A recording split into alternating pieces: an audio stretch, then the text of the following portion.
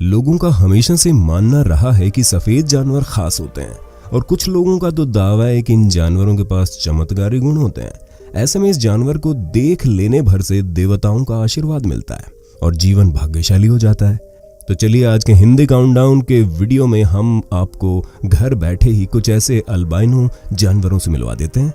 हालांकि रंगहीन होने के बावजूद सफेद रंग में ये जंतु काफी सुंदर दिखाई देते हैं। गोरिल्ला इतिहास का एकमात्र अल्बाइनो गोरिल्ला है। मिलिए स्नोफ्लैक से, जिसे 1966 में इक्वेटोरियल गिनी से पकड़ा गया, फिर बार्सिलोना को बेच दिया गया। शिकारी जिसने उसे पकड़ा था उसने स्नोफ्लैक के परिवार के अन्य सभी गोरिल्लाओं को मार डाला था, लेकिन जब उसकी नजर स्नोफ्लैक पर पड़ी तो वो मंत्रमुग्ध हो गया और वो इस असामान्य से दिखने वाले गोरिल्ला को अपने पास रखने का फैसला करने लगा। सबसे पहले बार्सिलोना चिड़ियाघर, जिसने अल्बाइनो गोरिल्ला को खरीदा, को ये नहीं पता था कि ये स्नोफ्लैक कितना अनोखा है। इसलिए स्नोफ्लैक के वंश को आगे बढ़ाने के लिए जू अधिकारियों ने अपने कर्मचारियों को और अधिक सफेद गोरिल्ला लाने को कहा, लेकिन उन्हें कहाँ मालूम था कि ये पूरे इतिहास का अकेला ऐसा जीव है। वैज्ञानिकों ने पाया कि स्नोफ्लैक के पूर्वज के 12% डीएनए ही आपस में मेल खाते हैं। शायद ये जानकारी आम आदमी के लिए कुछ भी मायने नहीं रखती होगी, लेकिन शोधकर्ताओं ने तुरंत महसूस कर लिया कि स्नोफ्लैक के माता पिता उसके चाचा और भतीजी ही थे। अब ये स्पष्ट हो गया था कि ये दोनों ही स्नोफ्लैक के एल्बिनिज्म जीन के लिए जिम्मेदार थे, जो उनसे इसे विरासत में मिली थी। आपको बता दें कि एल्बिनिज्म एक तरह की बीमारी है जिससे त्वचा में पिगमेंट के अभाव के कारण रंगहीन नजर आते हैं। बहुत जल्द अल्बाइनो गोरिल्ला दुनिया भर में प्रसिद्ध हो गया। गाइड बुक में स्नोफ्लैक की तस्वीर पोस्ट कार्ड पर प्रिंट कर दी गई थी। वो बार्सिलोना चिड़ियाघर में अनौपचारिक तौर से सौभाग्य लाने वाला जानवर बन गया। स्नोफ्लैक पर कई डॉक्यूमेंट्रीज फिल्माई गई। स्नोफ्लैक कुल 22 बच्चों का बाप बना, जिसमें से 6 तो वयस्क होने तक जिंदा रहे। हालांकि उनमें से कोई भी अल्बाइनो नहीं था। वैसे स्नोफ्लैक के पड़पोते मकाऊ की शानदार गुलाबी उंगलियां हैं, जो कि अल्बिनिज्म होने की ओर संकेत करती है। 2001 में स्नोफ्लैक को स्किन कैंसर होने का पता चला और अंत में गोरिल्ला की हालत इतनी बिगड़ गई कि अधिकारियों ने उसे उसकी पीड़ा से मुक्ति दिलाने का फैसला कर लिया। स्नोफ्लैक 37 साल तक जिंदा रहा, जो इंसानी उम्र के लगभग 80 साल के बराबर है। मगरमच्छ। कल्पना कीजिए कि किसी अल्बाइनो मगरमच्छों के लिए जंगल में रहना कितना मुश्किल हो सकता है। आखिरकार उन्हें शिकार करने के लिए चोरी छिपे जो रहना पड़ता है। और ये देखने वाली बात है कि अल्बिनिज्म शरीर के रंग के साथ साथ आंखों की देखने की शक्ति को भी प्रभावित करती है। हाँ, ये लाल आंखें वास्तव में अच्छी तरह से नहीं देख पाती। यही कारण है कि अधिकांश अल्बिनिज्म के शिकार मगरमच्छ चिड़ियाघरों में ही रहते हैं, जहाँ उन्हें वास्तव में किसी का डर नहीं होता। खाना समय पर आ जाता है और वो उनसे बचकर भागने की भी कोशिश नहीं करता, जिसे पकड़ने में उन्हें मशक्कत करनी पड़े। दुनिया भर के कई चिड़ियाघर असामान्य सफेद चमड़ी वाले मगरमच्छों को पालते हैं, लेकिन जानवर का यह सफेद रंग हमेशा अल्बिनिज्म के कारण नहीं होता। उदाहरण के लिए ब्लैंको नाम के मगरमच्छ की यह स्थिति नहीं थी। मगरमच्छ 1992 से हॉस्टन चिड़ियाघर में रह रहा था। उसके बाद ये चिड़ियाघर के जीवन से रिटायर्ड हो गया और एक विशेष घर में रहने के लिए चला गया। इस मगरमच्छ को स्किन पिगमेंटेशन नहीं था, जो कि अल्बिनिज्म की ओर संकेत करती है, लेकिन ब्लैंको की आंखें नीली है, जो कि काफी सामान्य बात है। वैज्ञानिकों के अनुसार ब्लैंको मगरमच्छ को ल्यूसिज्म है, जो एक तरह का म्यूटेशन है। जी हाँ, वही एक्समैन मूवी वाले म्यूटेशन। ये एक ऐसी स्थिति है जिसमें किसी जानवर में पार्शियल पिगमेंटेशन लॉस के कारण ऐसा हो जाना लाजमी है। हिरण।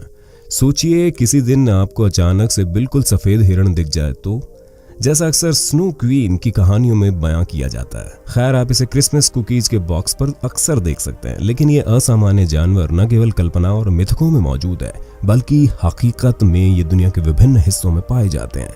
उदाहरण के तौर पर फिनलैंड और अमेरिका में। न्यूयॉर्क का सेनेका जिला सफेद हिरणों के झुंडों का सबसे बड़े घरों में से एक है। वैसे ये हिरण अल्बाइनो नहीं है, हालांकि कई लोग इन्हें पहली नजर में देखकर सोच सकते हैं। असल में ये रिसेसिव जीन्स बोले तो माता पिता दोनों से विरासत में मिले वो जीन हैं जिनकी बदौलत इन हिरण की त्वचा पूरी तरह से सफेद है। ये सब तब शुरू हुआ जब सफेद पूंछ वाले स्थानीय हिरणों को दूसरे रंगों वाले हिरणों की आबादी से अलग कर दिया गया था। इनमें से कुछ सफेद चमड़ी वाले हिरण भी शामिल थे। आगे चलकर हिरण पूरी तरह से गोरी त्वचा वाली प्रजातियां बन गई। सफेद हिरणों के शिकार पर प्रतिबंध लगने के बाद उनकी आबादी बढ़ते बढ़ते 300 हो गई, जो अब दुनिया में सफेद हिरणों का सबसे बड़ा झुंड है। लंबे समय तक इन जानवरों का भाग्य अनिश्चित था, क्योंकि पास में ही एक जेल था और वे लोग जैव ईंधन पर आधारित बिजली के उत्पादन के लिए एक केंद्र बनाने की योजना बना रहे थे। और उसी के पास में एक जमीन है जहां पर सफेद हिरण रहते हैं, जिसे एक स्थानीय व्यापारी ने खरीद लिया।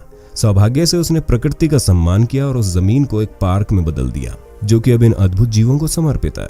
मोर। साधारण मोर अविश्वसनीय रूप से बहुत सुंदर होते हैं। अब बस आप सफेद मोर देखने की कल्पना कीजिए। वैसे ये प्रसिद्ध नीले मोर की ही एक दुर्लभ प्रजाति है, जो कि वास्तव में किसी सेलिब्रिटी से कम नहीं दिखती। हालांकि ये पक्षी अल्बाइनो नहीं है। उनकी नीली आंखें होती है, जबकि अल्बिनिज्म वाले जीव की लाल रंग की आंखें होती है। ये पक्षी सिर्फ कुदरती सफेद होते हैं। माना जाता है कि सफेद मोर भारत के जंगलों में पाए जाते हैं। हालांकि अधिकांश पक्षियों को संरक्षण में रखा जाता है, इसलिए उनके जीवित रहने की अधिक संभावना है। वैज्ञानिकों के पास भी इनके बारे में एक दिलचस्प सिद्धांत है। नीले मोर का एक विशिष्ट रंग होता है जो उन्हें जंगल में छिपने में मदद करता है, जबकि सफेद शिकारियों के लिए आसान शिकार बन सकते हैं। लेकिन संरक्षण में उन्हें किसी से कोई खतरा नहीं है। अगर संरक्षण में इन मोर को देखें तो वे और अधिक आराम से रहते हुए नजर आ रहे हैं।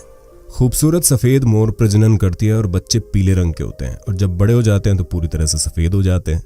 ज़ेब्रा। क्या एक अल्बाइनो ज़ेब्रा पूरी तरह से सफेद हो सकता है? खैर बिल्कुल नहीं। बेशक काली धारियां बहुत कम दिखाई देंगी, तो दूर से हो सकता है बिल्कुल दिखाई ना दे, लेकिन ये काली धारियां तब भी अपनी जगह पर बनी रहेगी, विशेष रूप से आंशिक अल्बिनिज्म के मामले में, खासकर इस युवा ज़ेब्रा की तरह। देखा कितना प्यारा है। हालांकि हल्के रंग की चमड़ी वाली प्रजातियां दुर्लभ है। वे आमतौर पर अल्बिनिज्म नहीं है, ये ल्यूसिज्म के शिकार माने जाते हैं, जैसे ब्लैंको मगरमच्छ। ल्यूसिज्म त्वचा के रंग को हल्का बनाता है। हालांकि धारियां वर्षों बाद भी अलग से ही देखी जा सकती हैं। ऐसी प्रजातियां कभी कभी अपने सामान्य रंग में वापस ही आ जाती हैं। वेल। जी हाँ, सही सुना आपने। दुनिया में सफेद वेल भी है, इसलिए इन सफेद वेल को मिगलू नाम दिया गया। वैज्ञानिक कई वर्षों से इसका निरीक्षण कर रहे हैं। वैसे मिगलू ऑस्ट्रेलियन आदिवासी एक श्वेत व्यक्ति को बोलते हैं। ये हम्पबैक वेल ऑस्ट्रेलिया के तट पर 90 के दशक में पहली बार देखी गई थी, और उस समय दुनिया की एकमात्र सफेद वेल थी। मिगलू 1986 और 1989 के बीच किसी समय पैदा हुई थी, जिसका मतलब है कि आज की डेट में ये वेल कम से कम 30 साल की है। क्योंकि इसके असामान्य रंग के कारण वैसे ये काफी मायने रखता है। कुछ अल्बाइनो जानवर लंबे समय तक कुदरती रूप से अपने आप को जीवित रखने में सफल हो जाते हैं। वैज्ञानिक यकीन से नहीं कह सकते कि क्या मिगलू एक अल्बाइन है या सिर्फ ल्यूसिज्म की शिकार है। आप इस सफेद वेल को दूर से देख सकते हैं। हालांकि ऑस्ट्रेलियाई सरकार ने एक कानून पारित किया था, जिसके अनुसार लोगों और मिगलू के बीच की दूरी को कम से कम 500 मीटर होना चाहिए, और इसलिए ताकि इस सफेद वेल को कोई नुकसान न पहुंचे। हालांकि वेल की दूर से ही निगरानी की जाती है। वो जीवित है और अच्छी तरह से है। ये लोगों को दिखाने के लिए समय समय पर समुद्री जीव विज्ञानी वीडियो पोस्ट करते रहते हैं। आप सोच रहे होंगे कि वैज्ञानिक बिना किसी बीकन या अन्य उपकरणों की मदद से मिगलू को ट्रैक कैसे करते हैं। वैसे अभी तक वे ऐसा करने में कामयाब रहे हैं। खैर, वैसे भी हम 40 टन वजन वाले और 15 मीटर लंबे मैमल यानी स्तनपाइयों के बारे में बात कर रहे हैं। आपको मानना ही होगा कि इसे नोटिस करना काफी मुश्किल काम नहीं है। इसके अलावा अन्य प्रवासियों की तरह मिगलू भी हर मौसम में पलायन करती है, और यदि आपके पास धैर्य है तो आप अपनी आंखों से इस सफेद विशाल जीव को देख सकते हैं। है ना आसान सी बात। कछुए। अल्बाइनो कछुए या तो पूरी तरह से सफेद हो सकते हैं या फिर उनके खोल पर बहुत कम पिगमेंटेशन हो सकता है। बेशक समुद्र में ये जीव लंबे समय तक जीवित नहीं रह सकते। एक्वेरियम ही इस असामान्य कछुओं के लिए सुरक्षित है। सभी कछुओं की प्रजातियों में अल्बाइनो पाए जाते हैं। साधारण कछुओं से लेकर सॉफ्ट शैल प्रजाति तक अल्बाइनो कछुए देखने को मिल जाएंगे। शेर। अल्बाइनो शेर को देखकर आपको ऐसा लगेगा जैसे किसी परी कथा या प्राचीन कथा के दृष्टांत से आया हो। सफेद शेर बहुत दुर्लभ है। ये सफेद रंग के खास जेनेटिक डिसऑर्डर के तौर पर माता पिता से विरासत में मिलने के कारण होता है। जी हाँ, फिर से ये एक ल्यूसिज्म है, जिसके परिणाम स्वरूप खाल का रंग हल्का हो जाता है। ये प्रक्रिया मेलानिज्म के उलट है। मेलानिज्म त्वचा या बालों में गहरे रंग के पिगमेंट को बढ़ा देता है, जो कि काले पैंथर में गहरे रंग का कारण बनता है। सफेद शेर दक्षिण अफ्रीका में पाए जाते हैं, लेकिन अक्सर अन्य सफेद जानवरों की तरह वे भी संरक्षण में रहते हैं, क्योंकि उनके सफेद रंग के कारण जंगल में उनका बचना लगभग असंभव है। एक तो शिकार करना इन जानवरों के लिए काफी मुश्किल और चुनौतीपूर्ण होता है, जिसका अर्थ है कि इन्हें भूखे ही रहना पड़ सकता है। दूसरा, सफेद शेर शिकारियों के लिए एक आसान निशाना होते हैं। चिड़ियाघरों में ये दुर्लभ शिकारी काफी सहज महसूस करते हैं, यहाँ तक कि शांति से चैन की सांस ले पाते हैं। उदाहरण के लिए 2015 में टोरंटो चिड़ियाघर में 4 सफेद शावक पैदा हुए थे। बस कल्पना कीजिए, शेर के सफेद छोटे बच्चे, बहुत क्यूट से और प्यारे से। पेंगुइन।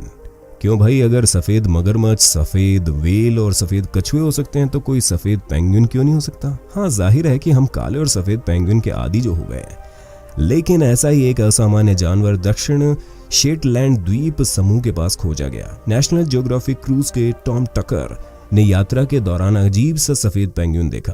तब जाकर पता चला कि हमारी इस पृथ्वी पर सफेद पेंगुइन भी मौजूद है। वैज्ञानिकों का मानना है कि असामान्य पेंगुइन एक अल्बाइनो नहीं है, हालांकि इसका रंग आनुवंशिक विभिन्नता का परिणाम है जो कि पेंगुइन के पंखों के रंगों में विलीन हो जाता है। कुछ लोग इसे इसाबेलिनिज्म कहते हैं। इसाबेलिनिज्म एक तरह से पक्षी के गहरे रंग को समान रूप से हल्का करने लग जाता है, जो कि उसको ग्रेश पीला या फिर फीका भूरे रंग में बदल देता है। ये सामान्य रंग जानवरों के जीवन को प्रभावित नहीं करता, हालांकि ये पेंगुइन अन्य साथी पेंगुइन की तरह ही एक्टिव होता है। लेकिन सबसे दिलचस्प बात तो यह है कि ये सफेद पेंगुइन एक अकेला नहीं है। चिली स्टेशन गोंजालेज विडेला में एक कॉलोनी में एक और इसी तरह का देखा गया। ये उप अंटार्कटिक पेंगुइन के परिवार से संबंधित है, यहाँ तक कि स्टेशन का अनौपचारिक प्रतीक भी बन गया है।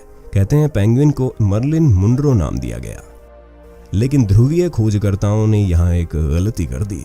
असल में ये पेंगुइन एक नर है।